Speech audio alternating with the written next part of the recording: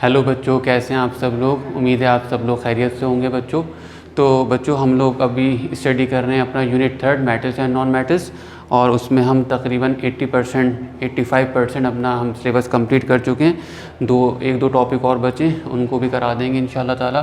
तो बच्चों हम लोग पढ़ रहे थे हम जो हैं हमारे पास 3 टाइप के मेटल्स हैं, highly reactive metals, medium reactive metals and low reactive metals.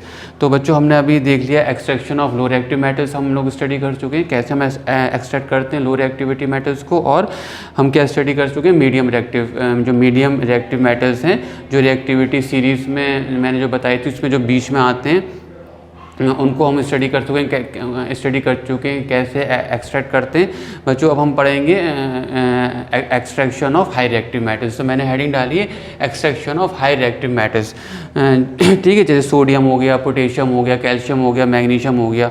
तो बच्चों इनको हम कैसे एक्सट्रैक्ट करते हैं बच्चों, इनको हम किसी रिड्यूसिंग एजेंट की हेल्प से फ्री एटम्स में नहीं कन्वर्ट कर सकते, ठीक है।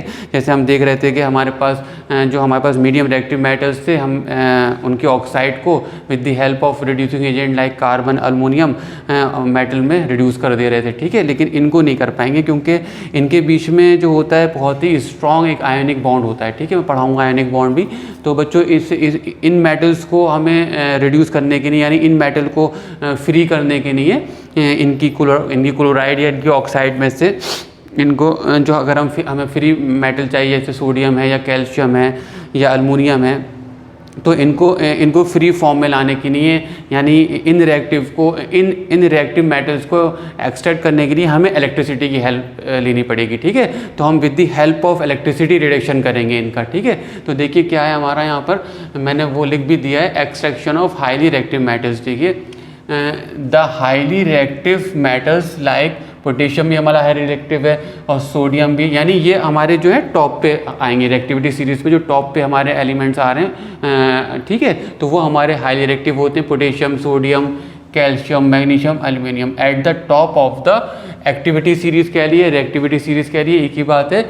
Can not be reduce by carbon और एनी अदर रिड्यूसिंग एजेंट। जो मैंने आपको बताया, हम इनको with the help of reducing agent नहीं ऑब्टेन कर सकते जो हमारे हाईली रिएक्टिव मेटल्स होते हैं, due to their highly attraction for oxygen than carbon.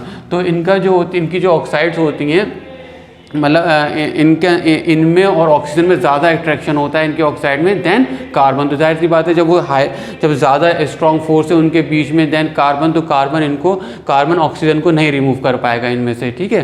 तो देखिए फिर मैंने आगे लिखा है क्या, the highly reactive metals are extracted by the, किसकी हेल्प से एक्सट्रैक्ट करेंगे, इलेक्ट्रोलिटिक रिडक्शन करना पड़ेगा, electrolytic reduction of their molten chlorides और ऑक्साइड, ठीक है। तो जैसे हमारा फॉर एग्जांपल सोडियम क्लोराइड है, तो हम सोडियम क्लोराइड जो हमें रॉक फॉर्म में लेंगे उसको हम मेल्ट करेंगे, हाई हीट करके उसको मेल्ट कर लेंगे, ठीक है बच्चों।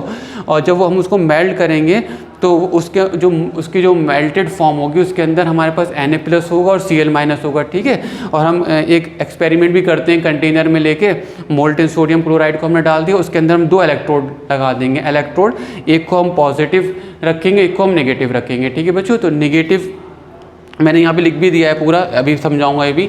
तो जो एक को हम कैथोड बना देंगे, एक को एनोड। तो कैथोड को हम नेगेटिव टर्मिनल से जोड़ देंगे बैटरी के, ठीक है। और एनोड को हम पॉजिटिव टर्मिनल से जोड़ देंगे।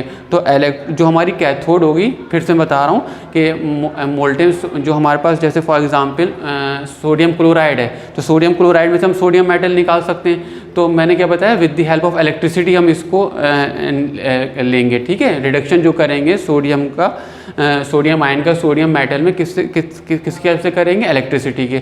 तो जब हम इसको मोल्टेन फॉर्म में लेंगे और फिर इसके अंदर क्या करेंगे, 2 इलेक्ट्रोड लगा देंगे।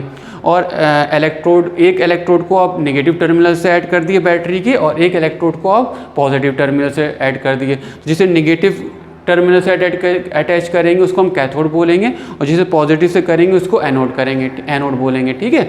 तो जब हमारा मोल्टेन जैसे सोडियम क्लोराइड है तो उसमें Na+ भी होगा, Cl- भी होगा। तो Na+ किसकी तरफ चला जाएगा, कैथोड की तरफ चला जाएगा, ठीक है। और कैथोड से, क्योंकि कैथोड नेगेटिवली चार्ज है, उससे इलेक्ट्रॉन लेके सोडियम एटम बना लेगा, ठीक है, यानी सोडियम मेटल मिल जाएगा हमें। तो हमें और जो हमारा क्लोरीन है वो क्लोरीन क्या करेगा, एनोड की तरफ जाएगा और 2 इलेक्ट्रॉन मतलब 1 इलेक्ट्रॉन देके क्या होगा, क्योंकि क्लोरीन पे -1 होता है तो 1 इलेक्ट्रॉन क्या करेगा वो एनोड पे दे देगा और डिस्चार्ज हो जाएगा एज ए क्लोरीन गैस। ठीक है, तो देखिए मैं इसको ऐसे भी समझाता हूँ और अच्छे समझ में आएगा। क्या है इलेक्ट्रोलाइटिक रिडक्शन, क्या होता है, ड्यूरिंग द इलेक्ट्रोलिसिस और electrolytic reduction eight the cathode. Cathode हमारी क्या है निगेटिव सॉरी ये नहीं, यहाँ से गलत आ गया हम, ये देखिए ड्यूरिंग द इलेक्ट्रोलिसिस और इलेक्ट्रोलाइटिक रिडक्शन, इसके बाद ये ऑफ मोल्टेन सॉल्ट, फिर से पढ़ रहा हूँ मैं, ड्यूरिंग द इलेक्ट्रोलिसिस और किसका कर रहे हैं हम इलेक्ट्रोलाइटिक रिडक्शन, किन मेटल्स की नहीं कर रहे हैं जो हाईली रिएक्टिव है। ठीक है, उनको हम किसकी हेल्प से एक्सट्रैक्ट करेंगे, ऑब्टेन करेंगे विद द ऑफ इलेक्ट्रिसिटी, वही इलेक्ट्रोलाइटिक रिडक्शन होता है। देखिए ड्यूरिंग द इलेक्ट्रोलिसिस और इलेक्ट्रोलाइटिक रिडक्शन एक ही बात है, ऑफ मोल्टेन सॉल्ट्स। ठीक है, the metal are always produce at the cathode negative electrode. ठीक है, ये निगेटिव इलेक्ट्रोड बच्चों ये याद रखिएगा, इस पे क्वेश्चन बन जाता है, वो पूछ लेंगे कि मेटल कौन से इलेक्ट्रोड पे मिलता है, किस पे मिलता है, कैथोड पे मिलता है, तो ये याद रखिएगा at the cathode negative electrode. ठीक है, जैसे the reaction are as follows, for example मैंने पहला एग्जाम्पल दिया सोडियम क्लोराइड का, फर्स्ट एग्जाम्पल मान लीजिए इसको, तो एट कैथोड पे क्योंकि मोल्टेन सोडियम क्लोराइड में Na+ है और Cl- है, मैंने अभी बताया, तो ये Na+ किधर जाएंगे, कैथोड के पास जाएंगे और कैथोड निगेटिवली चार्ज है। ठीक है, तो उससे Na+ हमारा एक इलेक्ट्रॉन ले लेगा और रिड्यूस हो जाएगा। मैंने बताया था डेफिनेशन रिडक्शन की गेन ऑफ इलेक्ट्रॉन रिडक्शन होता है, जब फर्स्ट यूनिट पढ़ाया था, तो ये इलेक्ट्रॉन लेके सोडियम एटम बना लेगा, सोडियम मेटल मिल जाएगा हमें। ठीक है, और हमारा जो क्लोरीन है, क्लोरीन पे क्योंकि निगेटिव चार्ज है, क्लोराइड आयन है, ये क्या करेगा, ये 2 इलेक्ट्रॉन निकाल देगा। ठीक है, और मैंने बताया था रिमूवल ऑफ इलेक्ट्रॉन हमारा ऑक्सीडेशन होता है। ठीक है, और क्लोरीन गैस में कन्वर्ट हो जाएगा। तो कहने का मतलब ये याद रखिए, कैथोड को हम निगेटिव रखते हैं और एनोड को हम रखते हैं पॉजिटिव। ठीक है, तो जो मेटल हमेशा फॉर्म होगा वो किस पे फॉर्म होगा, कैथोड पे फॉर्म होगा। इस पे क्वेश्चन बनता है इस लाइन पे। ठीक है, एक और एग्जाम्पल देख लिए, जैसे ये तो क्लोराइड, सोडियम तो क्लोराइड से मिलता है, सोडियम क्लोराइड और होती है इसकी।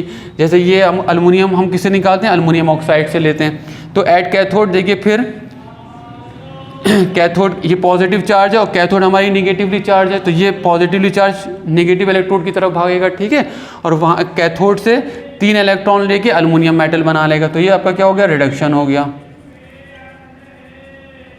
ठीक है, अब एनोड पे ऑक्सीजन गैस क्योंकि उस पर निगेटिव चार्ज है, तो एनोड हमारी पॉजिटिवली चार्ज है, ये हमारी पॉजिटिवली चार्ज है और ये हमारी निगेटिवली चार्ज है। ठीक है, तो ये जाके क्या करेगा, एनोड पे अपने 2 इलेक्ट्रॉन लूज कर देगा और ऑक्सीजन गैस बन जाएगी।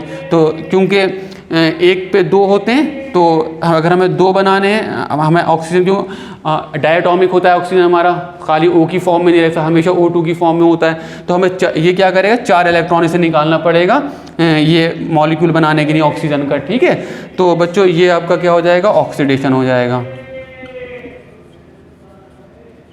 ठीक है, तो इस तरीके से हमें बस आपको ये ध्यान रखना है कि कैथोड पे हमेशा, चाहे ऑक्साइड हो चाहे क्लोराइड हो, मेटल कहाँ मिलेगा आपको, कैथोड पे मिलेगा।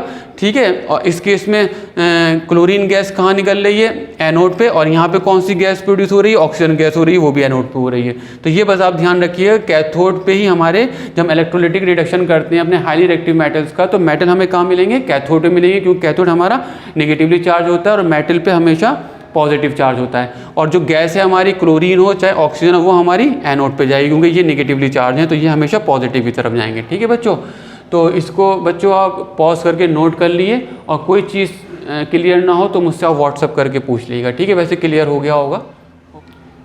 तो बच्चों जो अब हमारा नेक्स्ट स्टेप आएगा मेटलर्जी में, यानी एक्सट्रैक्शन ऑफ मेटल में, वो आएगा रिफाइनिंग ऑफ मेटल। ठीक है बच्चों, अभी तक जो हमारे पास मेटल आया है वो पूरी तरीके से प्योर नहीं है, उसमें कुछ इम्प्योरिटीज़ हैं, तो अब उन इम्प्योरिटीज़ को हम रिफ़ाइन करेंगे। ठीक है, तो वही कहलाता है रिफाइनिंग ऑफ मेटल। तो इसके बहुत सारे मेथड हैं, लेकिन आपके सिलेबस में जो है वो आता है इलेक्ट्रोलाइटिक रिफाइनिंग, और ये बहुत इफेक्टिव मेथड है जिसे हम बोलते हैं इलेक्ट्रोलाइटिक रिफाइनिंग। ठीक है, तो बच्चों देखिए मैंने इसमें यही लिखा हुआ है, क्या है हमारा, the process of purifying impure metal is called, क्या कहलाता है आपका, जो रिफाइनिंग ऑफ मेटल, ठीक है। जो आपके पास अभी तक जो आपने रिडक्शन करा अपनी उनका कंसनट्रेटेड ओर का रिडक्शन करके जो मेटल मिला हमारे पास ऑक्साइड आया, मेटल ऑक्साइड आया, मेटल क्लोराइड आया, तो जब हमने उनका रिडक्शन करके हमारे पास जो मेटल आ गया उसमें भी कुछ इम्प्योरिटीज़ थी, ठीक है। तो उस इम्प्योरिटीज़ को जो हम रिमूव करेंगे वो कहलाता है हमारा रिफाइनिंग ऑफ मेटल, और हम किस मेथड से करेंगे? With the help of electricity. तो वो हो जाएगा हमारा इलेक्ट्रोलिटिक रिफाइनिंग, ठीक है।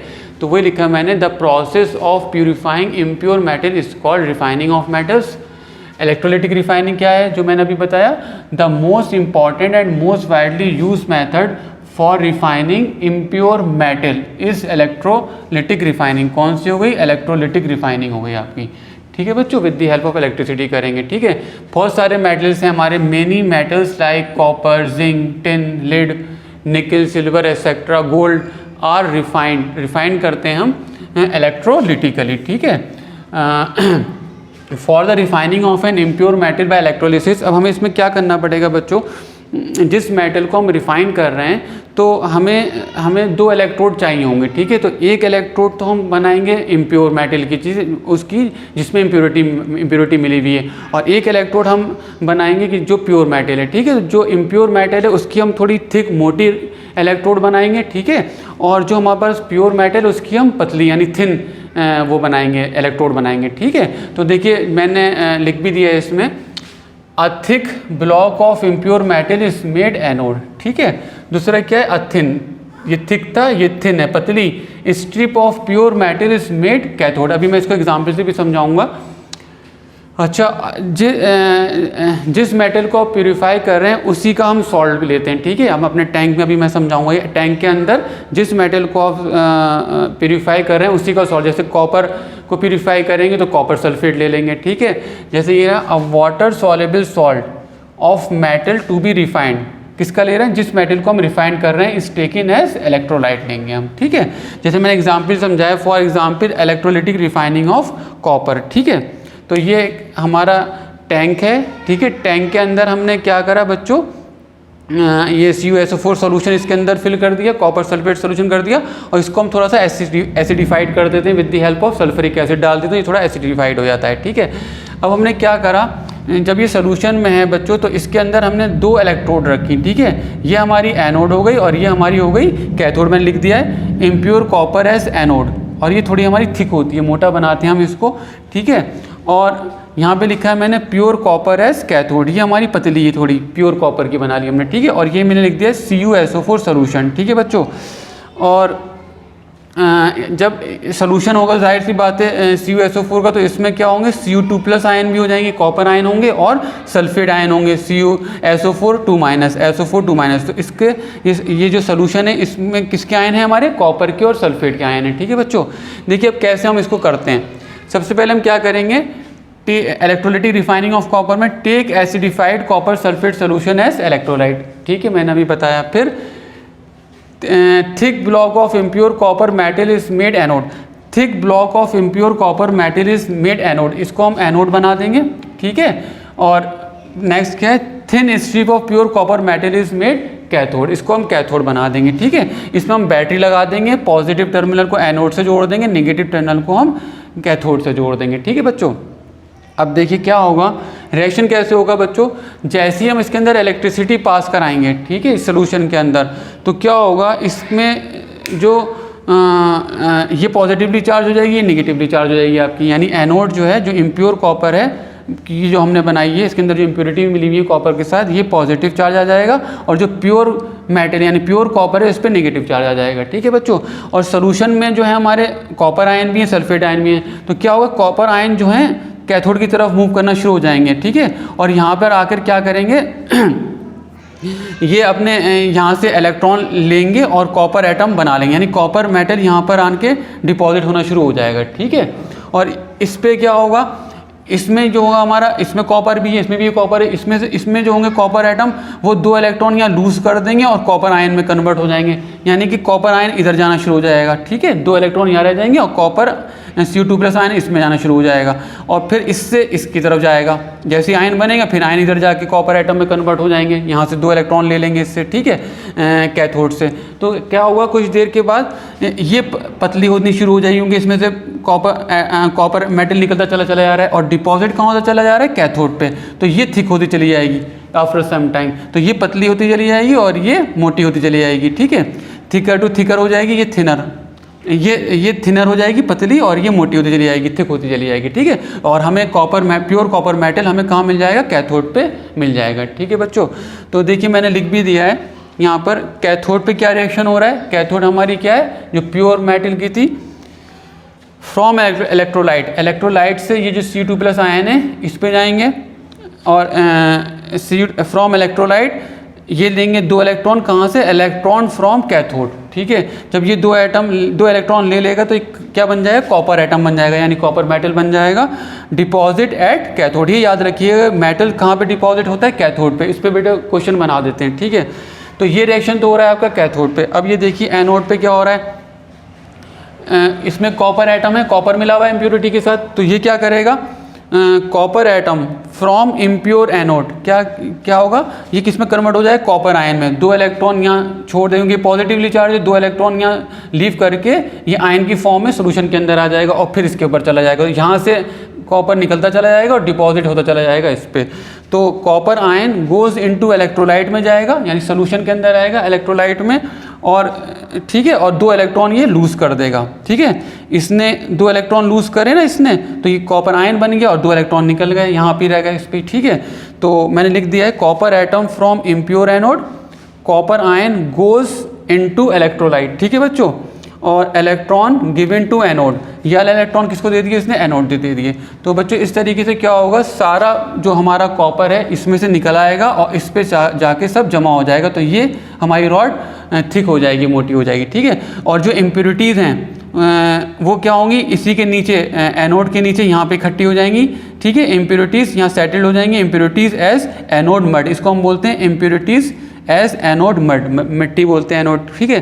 तो सारी इम्प्योरिटीज़ जो बचेंगी वो यहाँ इकट्ठी हो जाएंगी, ठीक है। तो इस तरीके से बच्चों हमें प्योर कॉपर हमारा मिल जाएगा with the help of refining. तो ये बोलते हैं हम इलेक्ट्रोलिटिक रिफाइनिंग। ये आपकी बैटरी हो गई, ठीक है। तो बच्चों इसको आप पॉज करके नोट कर लिए। Refining of metal last step था जिसमें हमने स्टडी करा electrolytic refining with the help of electricity से हम इलेक्ट्रोलाइसिस भी बोलते हैं, कैसे हम अपने इम्प्योर मेटल को प्योर मेटल बनाते हैं, प्योरीफाई कर लेते हैं, बिल्कुल, ठीक है।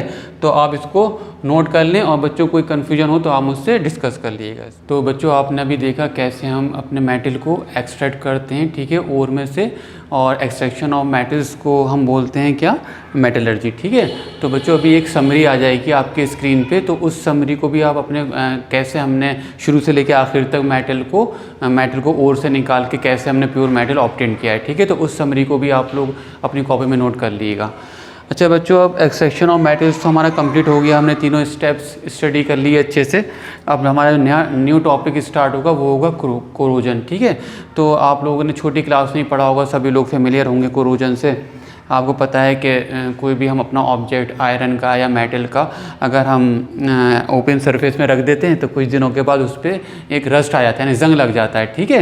यानी कि वो हमारा मेटल डेटोरेट्स होना शुरू हो जाता है, ख़राब होना शुरू हो जाता है, उस पर एक लेयर आ जाती है रेड कलर की या ग्रीन कलर की, जो भी मेटल है उसके अकॉर्डिंग। तो उस रस्ट को हम कोरोजन बोलते हैं, ठीक है। तो बच्चों उसको मैंने कोरोजन की डेफिनेशन भी लिखा दी है, क्योंकि थ्योरेटिकल टॉपिक है ये, इसमें कोई ऐसा वो है नहीं, और उसके प्रिवेंशन के भी तरीके कुछ मैंने नोट करवा दिए। देखिए क्या है ये corrosion. It is the slow process of eating away of metals by the reaction of atmospheric air. मैंने बताया अगर हमने ओपन में रख दिया, एटमॉस्फेरिक एयर एंड मॉइस्चर भी होता है हमारे एटमॉस्फेयर में। जैसे फॉर एग्जांपल बताया इसमें कि रस्टिंग ऑफ आयरन पे जंग लग जाता है, रेड सी एक लेयर आ जाती है, मतलब ख़त्म होना शुरू हो जाता है उससे, ठीक है। फिर क्या है आपका टार्निशिंग ऑफ सिल्वर हमारा चांदी काला पड़ जाता है, ठीक है, हल्का हल्का से उस पर एक ब्लैक लेयर आ जाती है। Formation of green coating over copper, और कॉपर की स्ट्रिप से कॉपर आपने मेटल बाहर छोड़ दिया तो उस पर एक ग्रीन कलर की लेयर आ जाएगी। तो ये सब रस्टिंग है, यही कोरोजन कहलाता है हमारा, ठीक है। अब देखिए प्रिवेंट कैसे बचें, कैसे कोरोजन से, बहुत सारे तरीके हैं कोरोजन से बचने के। प्रिवेंशन ऑफ कोरोजन, तो इसमें हमने आयरन का ही एग्जाम्पल लेके समझाया है, आपके सिलेबस में आयरन ही है। तो rusting of iron is prevented by, आप गैल्वेनाइजिंग कर सकते हैं।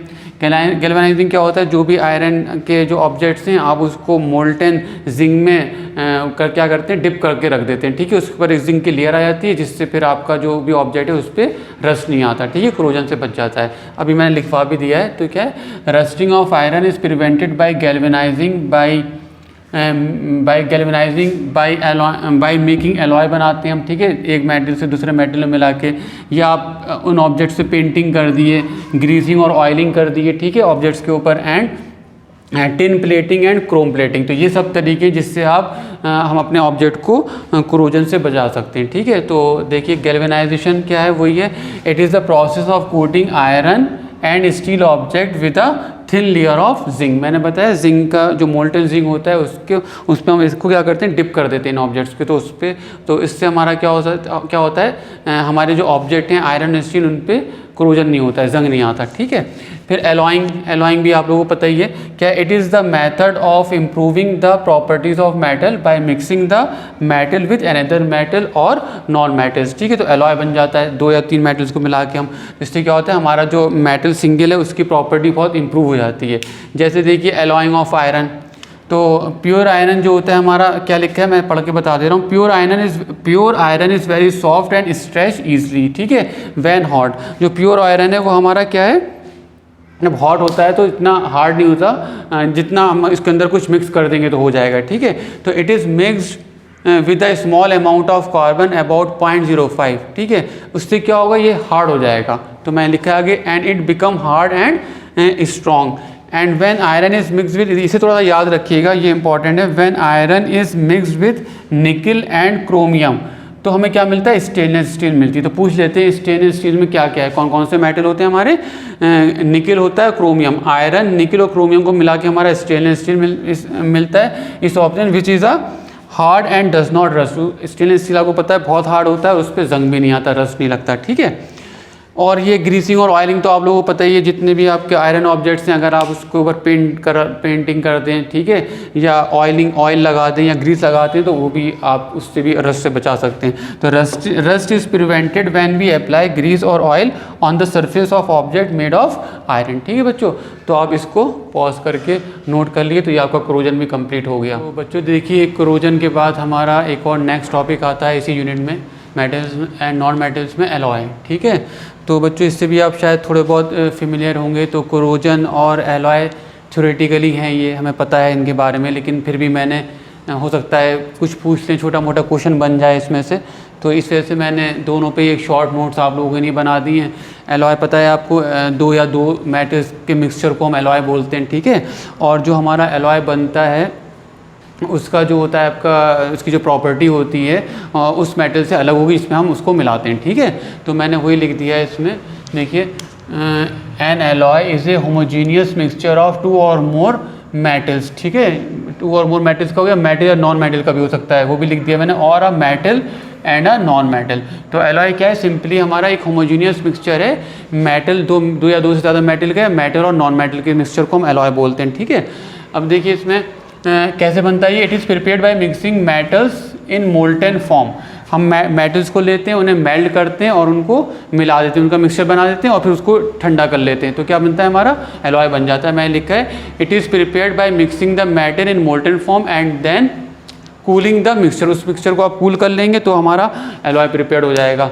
अब देखिए वही वाली बात आ गई इसमें, जो इलेक्ट्रिकल कंडक्टिविटी होती है, the electrical conductivity and melting point of N alloy क्या होगा, कम होगा, लेस देन द मेटल। देखिए of N alloy is less than that of pure metal, ठीक है। फॉर एग्जांपल ये थोड़ा सा याद रखिएगा, इस पर शायद क्वेश्चन बन सकता है। जैसे ब्रास किसका एलॉय है, कॉपर एंड जिंक का, brass and alloy of copper and zinc, मैंने लिख दिया शॉर्ट में, एंड और जो आपका ब्रोंज है ये याद रखिएगा, ब्रास में क्या क्या होता है, कॉपर और जिंक मिला के हम बनाते हैं, और ब्रोंज में हम क्या मिलाते हैं, कॉपर और टिन जब हम मिलाते हैं तो हमारा क्या बनता है, ब्रोंज। तो बच्चों ब्रास और ब्रोंज में पूछ सकते हैं कि ब्रास में क्या है और ब्रोंज किसका एलॉय है, ठीक है। तो ब्रास हमारा है कॉपर और जिंक, इसे नोट कर लिए, और ब्रोंज हमारा किसका एलॉय है, कॉपर और टिन का, ठीक, CuN का, ठीक है। तो हमने देखा ये दोनों ही गुड कंडक्टर नहीं है इलेक्ट्रिसिटी के, लेकिन कॉपर जो है वो गुड कंडक्टर और इलेक्ट्रिसिटी, उससे आपके इलेक्ट्रिकल वायर बनते हैं, ठीक है। तो मैंने लिख दिया, पढ़ दे रहा हूँ आपको, brass and alloy of copper and zinc and bronze and alloy of copper and tin. तो याद रखना, इसमें कन्फ्यूजन हो जाता है कभी कभी, are not good conductor of electricity whereas copper is a good conductor of electricity, ठीक है। तो प्रॉपर्टी अलग हो गई एलॉय बनने के बाद, ठीक है। देखिए सोल्जर भी हमारा एक एलॉय है, वो किसका होता है, इसमें ये पूछ सकते हैं, लीड और टिन होता है, ठीक है। Soldier and alloy of lead and tin has a low melting point and is used for welding of electrical wires वगैरह में हम वेल्डिंग करते हैं, सोल्जरिंग करते हैं, वहाँ यूज़ होता है ये, ठीक है। तो सोल्जर जो एलॉय किसका है, लीड और टिन होता है इसके अंदर। अच्छा ये भी थोड़ा सा याद रखिएगा, एमलगम क्या होता है, अगर मरकरी किसी एलॉय किसी के अंदर आता है, किसी मेटल के साथ मिलकर एलॉय बनाता है तो उसको हम एमलगम बोलते हैं, वो भी मैंने नोट कर दिया है। If an alloy contain mercury as one of its component it is called amalgam. क्या कहलाता है, एमलगम कहलाता है। फॉर एग्जाम्पल सोडियम मरकरी हो गया, ये भी एमलगम हो गया, इसे क्या बोलेंगे हम, सोडियम मरकरी एमलगम। सिल्वर और मरकरी को मिला के सिल्वर और मरकरी एमलगम कहलाएगा, एक्सेट्रा। तो बच्चों यही है बस इसके अंदर, एलॉयज़ के अंदर। और मैंने आपको इससे पहले कोरोजन भी समझा दिया था, तो इन दोनों को आप नोट कर लीजिएगा अपनी कॉपी में, ठीक है बच्चों। अब हम इस यूनिट का लास्ट टॉपिक डिस्कस करने जा रहे हैं, जो कि है आपका reaction between metals and non metals, ठीक है। जब मेटल्स और नॉन मेटल्स रिएक्ट करते हैं तो हम देखेंगे कौन सा बॉन्ड बनता है, ठीक है। कौन सा बॉन्ड बनता है, आयनिक बॉन्ड। मैंने हेडिंग डाली है reaction between metals and non metals, ionic bond formation, ठीक है। अब बच्चों मैंने बताया था आपको कि एलिमेंट्स हमारे जो हैं मेटल्स भी हैं और नॉन मेटल्स भी हैं, ठीक है। तो बच्चों हर एलिमेंट, चाहे वो मेटल है चाहे नॉन मेटल है, वो ये चाहता है कि उसके जो वैलेंस शेल है, जो आउटर मोस्ट शेल है, उसमें या तो 2 इलेक्ट्रॉन रहें या 8 इलेक्ट्रॉन रहें, ठीक है। इससे उसको क्या फ़ायदा होता है, वो स्टेबल हो जाता है, ठीक है। हर एलिमेंट मेटल हो या नॉन मेटल ये चाहता है कि उसकी जो इलेक्ट्रॉनिक कन्फिगरेशन है वो उसके नियरेस्ट इनर्ट गैस की बराबर हो जाए, नोबल गैस के बराबर, ठीक है। वो क्या होती है, यानी कि कंप्लीट हो उसकी। कंप्लीट का मतलब ये है आउटर मोस्ट शेल उसकी कंप्लीट हो। कंप्लीट का मतलब ये है या तो 2 इलेक्ट्रॉन हो या 8 इलेक्ट्रॉन हो, ठीक है। अब बच्चों मैंने बताया था मेटल्स जो होते हैं वो इलेक्ट्रॉन को डोनेट करना पसंद करते हैं, देना पसंद करते हैं, ठीक है। और जब वो दे देते हैं इलेक्ट्रॉन तो उनके ऊपर पॉजिटिव चार्ज आ जाता है। और जो हमारे नॉन मेटल्स हैं वो क्या करते हैं, वो इलेक्ट्रॉन को लेना पसंद करते हैं, एक्सेप्टर होते हैं वो। और जब वो इलेक्ट्रॉन एक्सेप्ट करते हैं तो उस पर निगेटिव चार्ज आ जाता है, ठीक है। तो होता ये है, जब हमारा मेटल्स और मैंने एग्जाम्पल भी दिया है, जब मेटल और नॉन मेटल हमारे रिएक्ट करते हैं तो मेटल क्या करता है, इलेक्ट्रॉन लूज़ करता है, और जो इलेक्ट्रॉन लूज़ करता है वो हमारा नॉन मेटल गेन कर लेता है। तो दोनों के बीच में क्या हो जाता है, with the help of transfer of electron एक बॉन्ड फॉर्मेशन हो जाता है, ठीक है। और जो बॉन्ड ट्रांसफ़र ऑफ इलेक्ट्रॉन से बनता है उसको हम बोलते हैं आयनिक बॉन्ड, ठीक है। और आयनिक बॉन्ड, और जाहिर सी बात है जब दोनों पे चार्ज आ गया, ठीक है, मेटल एटम पे चार्ज आ गया पॉजिटिव तो कैटाइन बन गया, ठीक है। और नॉन मेटल का जो एटम है उस पर चार्ज आ गया नेगेटिव तो वो एनाइन बन गया। तो दोनों अपोजिटली चार्ज हो गए। अब जब अपोजिट चार्ज होते हैं तो उनके बीच में फोर्स ऑफ अट्रैक्शन होती है, ये याद रखिएगा। वो फोर्स ऑफ अट्रैक्शन होती है इलेक्ट्रोस्टैटिक फोर्स ऑफ अट्रैक्शन, ठीक है। आयनिक बॉन्ड कौन सी फोर्स ऑफ अट्रैक्शन से बनता है, इलेक्ट्रोस्टैटिक फोर्स ऑफ अट्रैक्शन, ये इंपॉर्टेंट है, ठीक है। तो बच्चों मैंने वही सब लिख दिया है जो भी मैंने आपको बताया, सिंपल है। आप इसको एक दफ़ा देख के नोट कर लीजिएगा, मैं इसको पढ़ दे रहा हूँ स्पेलिंग, ताकि आप लोगों को प्रॉब्लम ना आए। क्या है आपका, reaction between metals and non metals, ionic bond formation, ठीक है। क्या है, मैंने जैसे बताया आपको, each element wants to have a completely filled valence shell. हर एलिमेंट चाहता है कि उसकी वैलेंस शेल कंप्लीटली फिल्ड हो, that is it want to have either 2 और 8 electron in their outer most shell, ठीक है बच्चों। अब उसके लिए क्या होगा, metals have a tendency to lose electron, ठीक है, to form cation positive ions, ठीक है। And non metals have tendency to gain electron, ठीक है। ये चाहता है गेन करना और ये चाहता है लूज करना, टू फॉर्म एनाइन और नेगेटिव आइन बना लेता है, ठीक है बच्चों। अब देखिए, when metals and non metal reaction, हमें रिएक्शन कराना है किसका, मेटल और नॉन मेटल का, ठीक है। when metals and non-metals react with each other, then both of them tries to achieve completely filled outer most shell, क्या चाहते हैं, completely filled outer most shell हो जाए दोनों की, कैसे, by the transfer of electron, ठीक है। फिर देखिए next point, this type of chemical bond found by the complete transfer of electron, ठीक है, कंप्लीट ट्रांसफर हो गया एक एटम से दूसरे एटम की तरफ, from one atom to another is called, ये कौन सा बॉन्ड कहलाता है, आयोनिक बॉन्ड कहलाता है ये, ठीक है बच्चों। हम कोवैलेंट बॉन्ड पढ़ेंगे नेक्स्ट यूनिट में, शेयरिंग ऑफ इलेक्ट्रॉन होता है, ये ट्रांसफर ऑफ इलेक्ट्रॉन से बन रहा है। और ऐसे कंपाउंड जो इस बॉन्ड से बनेंगे, such compounds are called ionic compound, ये हमारे क्या कहलाएंगे, आयोनिक कंपाउंड कहलाएंगे, ठीक है बच्चों। जैसे फॉर एग्जांपल देख लिया आप, सोडियम क्या है हमारा, मेटल है, इसका एटॉमिक नंबर होता है 11, तो जब हमने इसके इलेक्ट्रॉनिक कन्फिग्रेशन लिखी तो किस में आ रहा है 281, तो ये क्या चाहेगा, इसमें 7 इलेक्ट्रॉन ये लेना पसंद नहीं करेगा, ये क्या जाएगा, एक इलेक्ट्रॉन को लूज़ कर देगा, ठीक है, ड्यू टू एनर्जी कंसंट्रेशन। तो क्या करेगा, जैसे ही इलेक्ट्रॉन लूज़ करेगा तो ये क्या बन जाएगा, Na+ सोडियम कैटाइन बन जाएगा, और इसके इलेक्ट्रॉनिक कन्फिग्रेशन क्या हो गई 28, यानी आउटर मोस्ट शेल कंप्लीट हो गई और एक इलेक्ट्रॉन निकल गया। अब बच्चों ये जो इलेक्ट्रॉन गया, जब हमने रिएक्शन कराया सोडियम का और मेटल और नॉन मेटल का, क्लोरीन नॉन मेटल होती है, तो ये जो इलेक्ट्रॉन निकला मेटल में से, वो क्लोरीन क्योंकि आपका एक्सेप्टर है, और क्लोरीन के इलेक्ट्रॉनिक कन्फिग्रेशन क्या है 287, यानी कि इसको एक इलेक्ट्रॉन चाहिए, इसका इलेक्ट्रॉनिक कन्फिग्रेशन 17 होता है। जब आपको पता होगा इलेक्ट्रॉनिक कन्फिग्रेशन लिखना, पहले में 2 आएंगे, फिर 8, फिर 7, तो अब इसको एक इलेक्ट्रॉन चाहिए, तो ये 7 इलेक्ट्रॉन निकालेगा नहीं, एक इलेक्ट्रॉन जो जब रिएक्शन कराया तो ये सोडियम से ले लेगा, ठीक है, और इसकी इलेक्ट्रॉनिक कन्फिग्रेशन क्या हो जाएगी 288, यानी क्लोराइड आयन बन गया एनाइन, ठीक है। तो इसकी भी 8 हो गई और इसकी भी 8 हो गई, दोनों ही की कंप्लीट हो गया आउटर मोस्ट शेल, ठीक है। लेकिन हुआ कैसे, with the transfer of electron, ठीक है।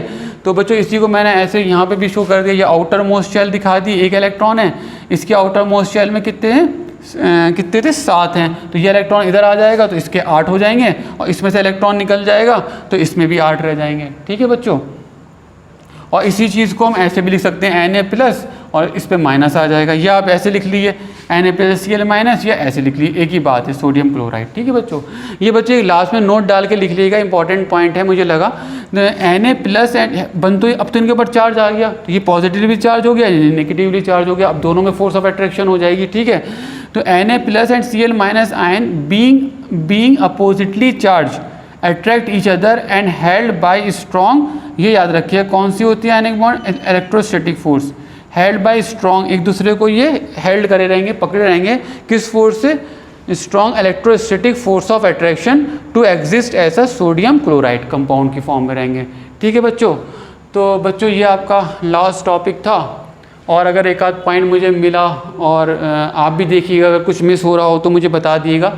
वैसे मैंने कोशिश तो बच्चों यही करी है कि सारी चीज़ आपको हर यूनिट में अच्छे से करा दी जाए, लेकिन फिर भी बाई चांस अगर कोई टॉपिक छूट रहा है या कुछ मिस हो रहा है तो आप मुझे इन्फॉर्म ज़रूर करिएगा व्हाट्सएप पे, ठीक है। और कोई भी क्वेश्चन नहीं आ रहा हो उस समय में तो भी आप मुझसे पूछते रहिए, जब मुझे बच्चों के जैसे क्वेश्चन कलेक्ट होते हैं, आ जाते हैं, फिर मैं रात में या जैसे मुझे टाइम मिलता है तो मैं उनको आंसर कर देता हूँ, बच्चों को समझा देता हूँ।